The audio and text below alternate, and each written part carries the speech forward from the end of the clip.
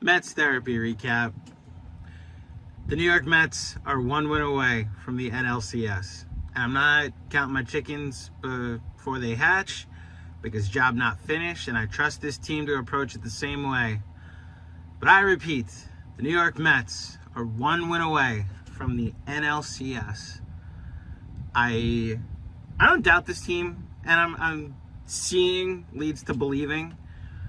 But man, the way they're doing this, and it really hit me in the sixth inning today when they knocked out Aaron Nola in the bottom of the inning and ended up getting 2 runs to make it 4-0. And the top of the inning, after Manaea walks the first 2 batters, then there's a mound visit. I'm thinking, all right, is this where the fortunes change back toward the favorites in the series? And he strikes out Bryce Harper, a guy that they're just afraid of, like flat out afraid of, just pitching around him left and right. And then the double play on Castellanos. They're playing like the better team. They're outplaying a team that had more wins than them this year, but they're playing like the better team. They're having better at bats. They're pitching better. They're executing better. Shout out to this broadcast, man. It's so like up and down, but they pointed out throughout the game how like the reason Nola's pitch count was so low was because the Mets game plan was attack him early, and then Nola had to adjust and he settled in.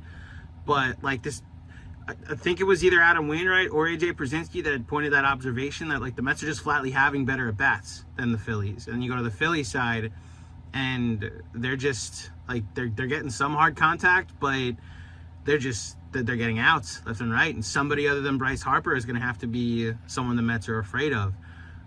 Really interesting broadcast, because I think AJ Pierzynski and Adam Wainwright are like good and smart, and they've had some insightful conversations, and then they'll randomly say something. It's like, wait, what the fuck did they just say? The Mets are one win away from the NLCS. I didn't even see the score. They won 7-2 over the Philadelphia Phillies, have a 2-1 lead in this best of 5.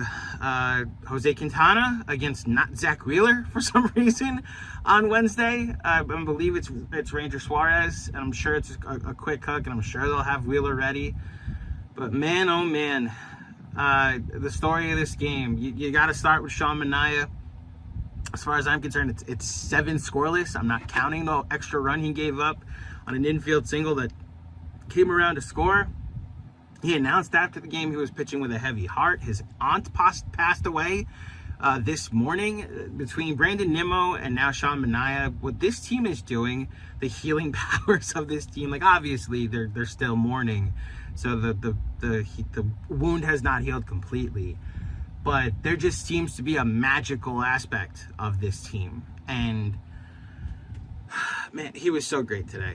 And there was some hard contact early, that first inning, 3-line drives. I was paying attention to Baseball Savant. Didn't strike out his first batter until the 3rd inning. And then when he settled in, he just was untouchable, especially that 6th inning, which we might look back on as one of the biggest innings of the postseason. There's a lot of those, a lot of big innings of the postseason for this team. But just a great performance for him. The Sarah Lang report that it's like, it's Noah Syndergaard, it's Mike Hampton, it's Al Leiter.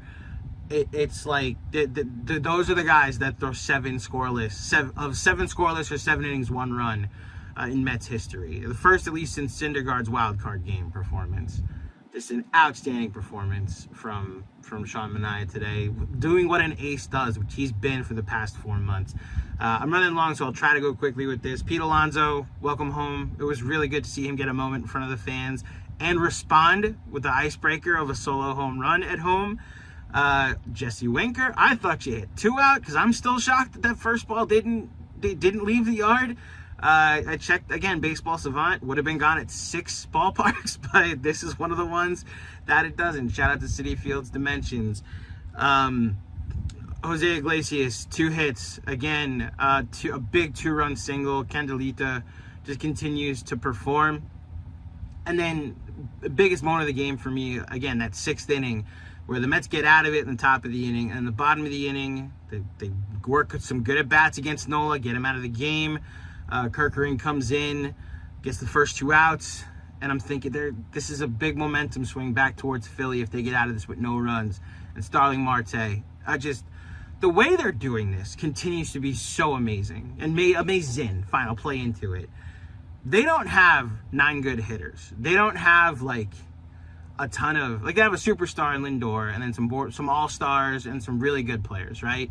But it's not like the recipe usually of a championship roster, except for the DNA of a team that it's like everybody has one moment. They don't have 9 good hitters, but they have 9 guys that you feel are going to have one hit a night that's going to matter. And that's Marte. Like, it feels like all his hits have come up in very big situations to drive in runs. You know, even the single before the Lindor home run against Atlanta, every hit he seems to have gotten this series, this postseason, really starting, you know, weeks ago, as Nimmo said, has all mattered. You know, Tyrone Taylor hasn't gotten a hit since game 1 against the Brewers. And he had a big moment today throwing out Bohm at second base. It's just across the board. They're getting contributions from the entire 26-man roster. And it's been really cool to see. I will say, it has to be brought up, I don't trust anybody in this bullpen. I kind of trust Edwin. He's been a workhorse for this team. So it's almost as if the longer he goes into a game, the more worried I am about him.